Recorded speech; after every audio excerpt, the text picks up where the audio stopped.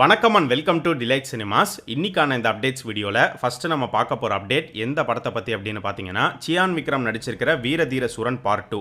இந்த படத்தோடைய ரிலீஸ் பற்றி ஏற்கனவே நம்ம சொல்லியாச்சு. இந்த ஜனவரி மாதம் ரிலீஸ் ஆகிற மாதிரி இருந்த வீர தீர சூரன் வந்து இப்போ மார்ச் மந்த் ரிலீஸ் தான் பிளான் பண்ணிட்டு இருக்காங்க. மார்ச் எண்ட் ரம்ஜானை முன்னிட்டு இந்த படத்தை கொண்டு வர மாதிரி ஒரு பிளான் போயிட்டு இருக்கு.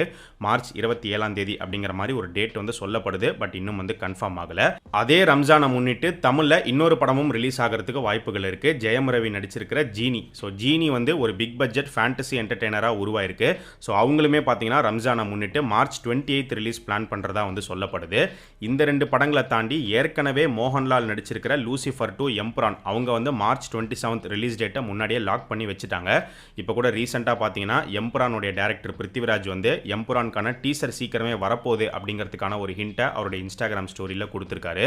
ஸோ நமக்கு கிடைச்சிருக்கிற நியூஸ் என்ன அப்படின்னா, ரிபப்ளிக் டே முன்னிட்டு எம்புரானுடைய ஒரு 2 minutes டீசர் கட் ரிலீஸ் ஆகுங்கிற மாதிரி சொல்லப்படுது. ஸோ வீர தீர சூரன் ஜீனி ரெண்டு படமும் ஒரே டைமில் வரப்போதா இல்லை ஏதாச்சும் ஒரு படம் மட்டும்தான் வரப்போதா அப்படிங்கிறது போக போக நமக்கு தெரிய வரும். வீர தீர சூரன் பார்ட் 2க்கான ரெஸ்பான்ஸ் எப்படி இருக்குது அப்படிங்கிறத பார்த்துட்டு தான் அடுத்து பார்ட் 1 வருமா வராதா அப்படிங்கிறதே நமக்கு தெரிய வரும்.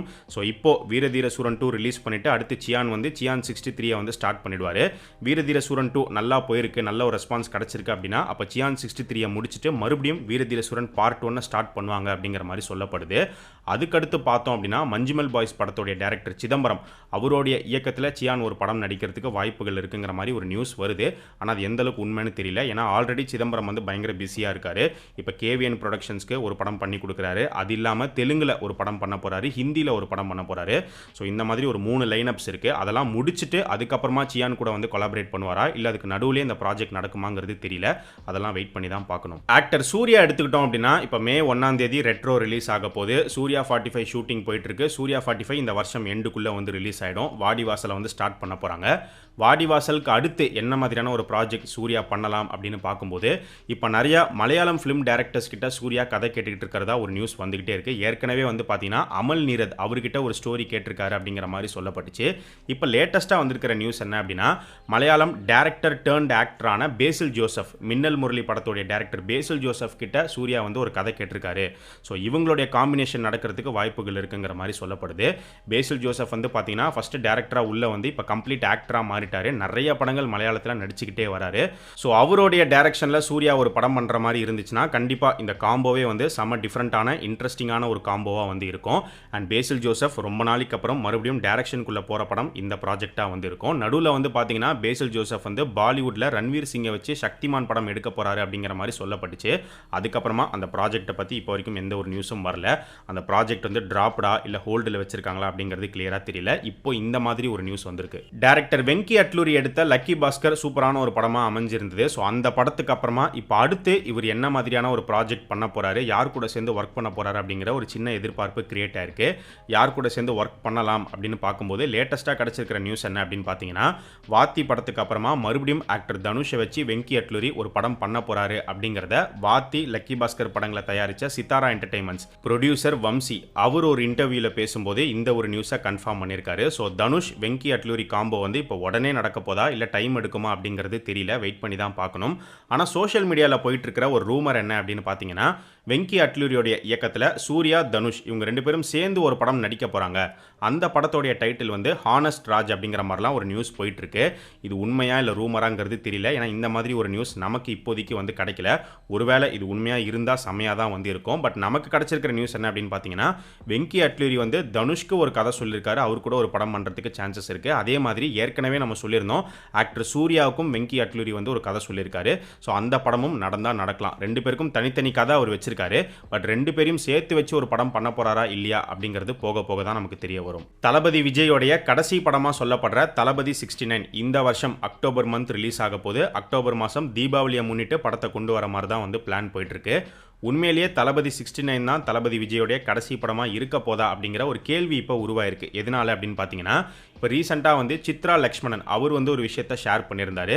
தளபதி விஜய் வந்து இன்னொரு படம் பண்ணிடலாம் அப்படிங்கிற ஒரு பிளானில் இருக்கிறதா அவர் சொல்லியிருந்தார். நடுவில் ஒரு சின்ன கேப் கிடச்சிதுன்னா ஃபாஸ்ட்டாக குயிக்காக ஒரு ப்ராஜெக்டை எடுத்து முடிச்சிடலாங்கிற ஒரு ஐடியாவில் தளபதி விஜய் இருக்காராம். ஸோ தளபதி 70 நடக்கலாம் அப்படிங்கிற மாதிரி ஒரு நியூஸ் இப்போ வந்திருக்கு. தளபதி 69 வந்து பார்த்தீங்கன்னா ஏப்ரல் எண்டுக்குள்ளே மொத்த ஷூட்டிங்கும் முடிச்சிருவாங்க. ஸோ தளபதி தளபதி 70 ஆரம்பிக்கிறதா இருந்தால் ஏப்ரல் இல்லைனா மேல ஸ்டார்ட் பண்ணி எவ்வளோ ஃபாஸ்ட்டாக எடுத்து முடிக்க முடியுமோ எடுத்து முடித்து படத்தை அடுத்த வருஷம் ரிலீஸ் பண்ணணும். ஆனால் தளபதி 70 வந்து கன்ஃபார்மாக நடக்குமா அப்படின்னு கேட்டிங்கன்னா நமக்கு கிடச்சிருக்கிற நியூஸ் வரைக்கும் இப்போதைக்கு 50% வந்து வாய்ப்புகள் இருக்குங்கிற மாதிரி சொல்லப்படுது. அது தளபதி விஜயோடைய கையில் தான் இருக்குது. அண்ட் அது மட்டும் இல்லாமல் சித்ரா லக்ஷ்மணன் என்ன சொல்லியிருந்தார் அப்படின்னு பார்த்தீங்கன்னா விஜய் வந்து வெங்கட் பிரபு கிட்ட ஸ்கிரிப்டை ரெடி பண்ண சொல்லியிருக்காரு அப்படிங்கிற மாதிரி அவர் வந்து சொல்லியிருந்தாரு. அதை வச்சு பார்க்கும்போது தளபதி 70 நடக்கிற மாதிரி இருந்தால் வெங்கட் பிரபுவோடைய இயக்கத்தில் தளபதி விஜய் நடிக்கிற மாதிரி இருக்கும் அப்படின்னு நினைக்கிறேன். அப்போ வெங்கட் பிரபு இயக்க போறாருன்னா கோட் வெர்சஸ் ஓஜியா இருக்க போதா ப்ரோ அப்படின்னு கேட்டிங்கன்னா இப்போதைக்கு எதுவுமே வந்து சொல்லிட முடியாது. கோட் வெர்சஸ் ஓஜி எடுப்பாங்களான்னு தெரியல. மேபி ஏதாவது ஒரு புது ப்ராஜெக்ட் தான் பண்ணுற மாதிரி இருக்கும்னு நினைக்கிறேன் ஒரு வேளை இந்த ப்ராஜெக்ட் நடந்தா. ஆனால் ஃபேன்ஸ் எல்லாம் இந்த நியூஸை கேள்விப்பட்ட உடனே இப்போ சோஷியல் மீடியாவில் என்ன பேசிகிட்டு இருக்காங்க அப்படின்னு பார்த்தீங்கன்னா வெங்கட் பிரபு கோட் வெர்சஸ் ஓஜிலாம் வேணாம், தளபதி 70 வந்து லோகேஷ் கனகராஜை டைரக்ட் பண்ண சொல்லுங்கள், லியோ 2 வந்து அவருடைய ஃபைனல் ஃபிலிமாக இருக்கட்டும், லியோ 2 கண்டிப்பாக வேணும் அப்படிங்கிற மாதிரிலாம் வந்து சொல்லிட்டு இருக்காங்க.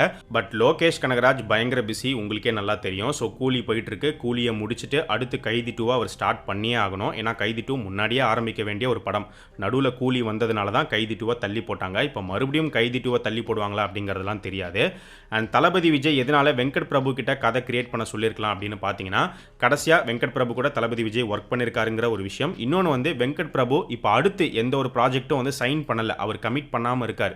ஸோ அதனால கூட வந்து அவர்கிட்ட வந்து ஸ்டோரி டெவலப் பண்ண சொல்லியிருக்கலாம். ஸோ தளபதி 70 நடக்குமா நடக்காதா அப்படிங்கிறது இப்போதைக்கு தெரியல. நீங்கள் இந்த ப்ராஜெக்டை பற்றி என்ன நினைக்கிறீங்க? ஒருவேளை தளபதி 70 நடந்தால் எந்த டேரக்டர் ஃபைனலாக தளபதி விஜய் வச்சு டைரக்ட் பண்ணால் நல்லா இருக்குங்கிற உங்களுடைய ஒப்பீனியனை கமெண்ட் செக்ஷனில் சொல்லுங்கள். ஏகே நடிச்சிருக்கிற விடாமுயற்சி படத்திலிருந்து படத்தோடைய செகண்ட் சிங்கிள் சாங் நேற்று ரிலீஸ் பண்ணியிருந்தாங்க. ஸோ ட்ரெய்லரில் நாம் பார்த்து ரசித்த அந்த ஒரு ட்ராக்கோடைய ஃபுல் வெர்ஷன் பத்திக்கிச்சு சாங் ரிலீஸ் ஆகி செம ட்ரெண்டிங்காக போயிட்டுருக்கு, செமையான ஒரு சாங்காக அமைஞ்சிருக்கு.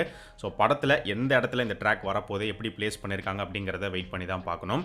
அண்ட் இந்த ஒரு செகண்ட் சிங்கிள் மட்டும் இல்லாமல் அடுத்து தேர்ட் சிங்கிள் வந்து ஒரு மெலடி சாங் ஒன்று ரிலீஸ் பண்ணுவாங்க அப்படிங்கிற மாதிரி எதிர்பார்க்கப்படுது.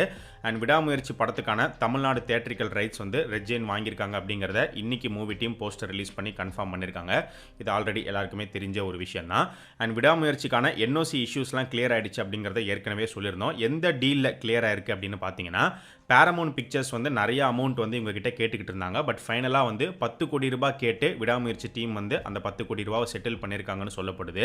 அண்ட் அது மட்டும் இல்லாமல் படம் ரிலீஸ் ஆனதுக்கு அப்புறமா படத்துலேருந்து வர ப்ராஃபிட் ஷேரில் இத்தனை பர்சன்டேஜ் வந்து பேரமௌண்ட் கொடுக்கணும் அப்படிங்கிற டீல் எல்லாத்தையும் சேர்த்து தான் சைன் பண்ணி என்ஓசி இப்போ கிளியர் ஆயிருக்கிறதா ஒரு நியூஸ் கிடச்சிருக்கு. ஸோ இது எல்லாமே தான் இன்னைக்கான அப்டேட்ஸ். இதே மாதிரி நிறைய இன்ட்ரெஸ்டிங்கான அப்டேட்ஸை அடுத்த அப்டேட் வீடியோவில் நம்ம பார்க்கலாம். நம்ம சேனலுக்கு நீங்கள் புதுசாக இருந்தீங்கன்னா சேனலை சப்ஸ்கிரைப் பண்ணி சப்போர்ட் பண்ணுங்கள்.